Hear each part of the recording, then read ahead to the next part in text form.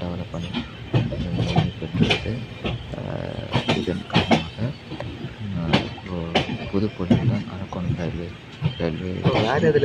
மாற்றப்பட உள்ளது. மற்றும் பிளாட்ஃபார்முக்கான அனைத்தும் மாற்றியமைக்கப்பட்டுள்ளது. உதாரணமாக பழைய நடைமேடை எண் 6 புதிதாக 6 ஒன்றாக மாற்றப்பட்டுள்ளது.